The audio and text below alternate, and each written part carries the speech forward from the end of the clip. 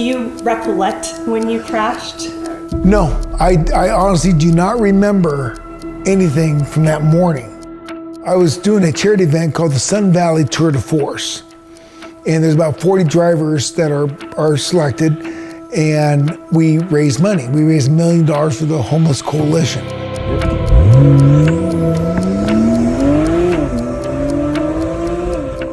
There's no speed limit, so you can go as fast as you can. On that particular day, I was in the 911 Turbo S Porsche, and it was convertible, so we had the top down, and Zach and I took off. Everything was normal as before, and the road's pretty bumpy, and we hit 211 miles an hour, and at the finish line, I think the car bombed out, is what happened.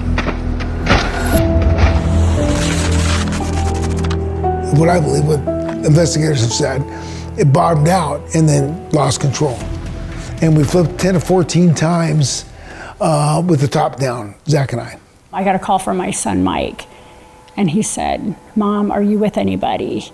And he said, "You didn't hear Dad crashed." And yeah, and then I think I just was standing by this pole in the airport, kind of this column, and I just kind of like sunk. And sorry. What? We need to get him out of here. Deep breaths. Yes, okay, we got a Porsche investigation. Here we go, he's ready now. Deep breaths. Forward to your left. We talk about people's injuries kind of on this big scale. We call it an injury severity score. Ron was up there. He was severely injured. He, had multiple broken bones, both long bones and short bones, both pelvis and chest wall, had some solid organ injury. He's the gamut of why people come to a trauma center. I mean, this is a life-threatening injury. People died of this injury, so with an open book pelvic ring injury, the traditional data suggested that 30% of them died of exsanguination in the field.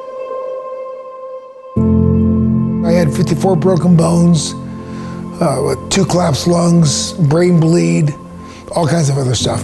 I was in a coma, I guess, induced coma for several weeks. When I met him, I was asked to come see him as a pelvic surgeon to reconstruct his pelvis as he had a life-threatening injury there.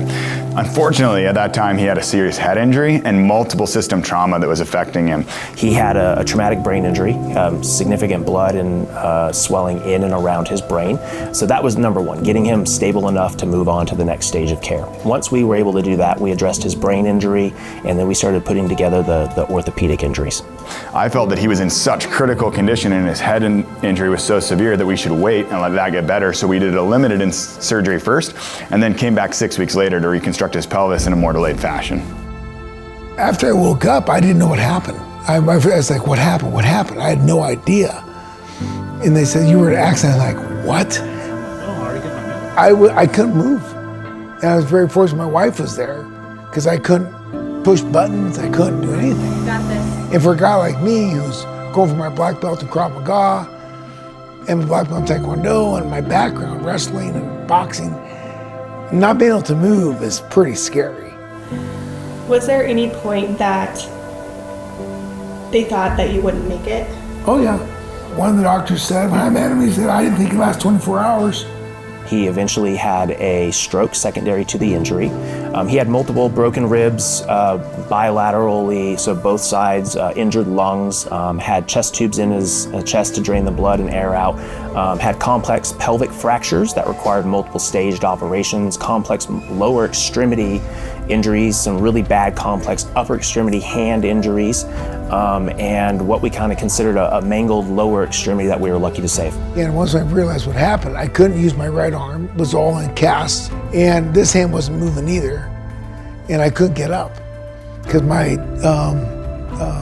pelvic bone was completely shattered, it went out. And Dr. Bechtold was the one who took care of that. He was fantastic. So at this point, we've developed a level 1 trauma type team here that can manage this sort of injury here. So he would have possibly died in transit in the past.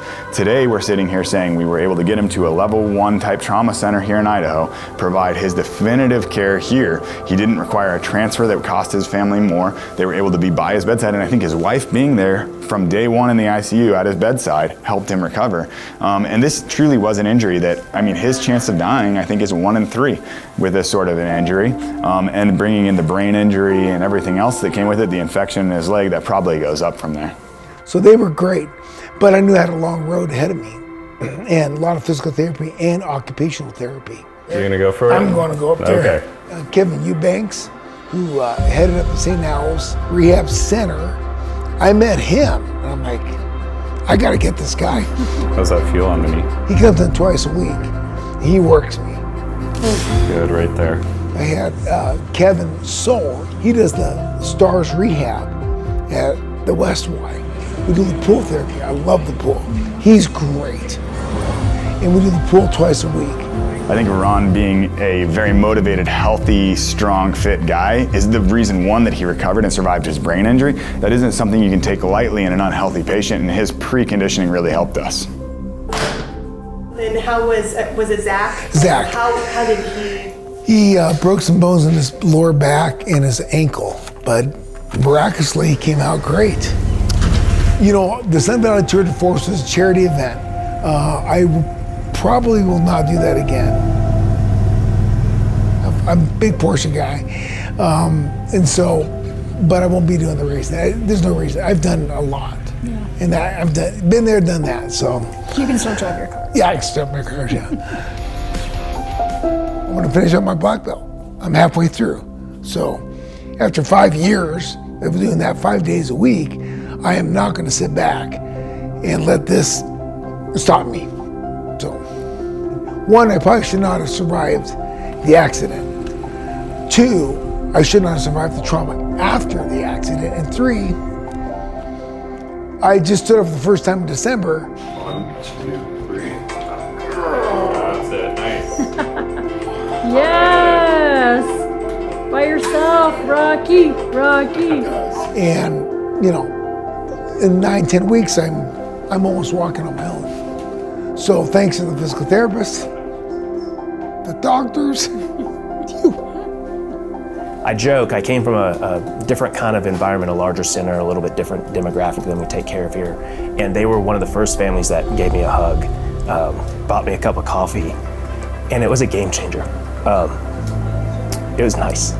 And it formed a really special relationship with those people. I have a great team around me. Really good people. Very fortunate to take care of that guy.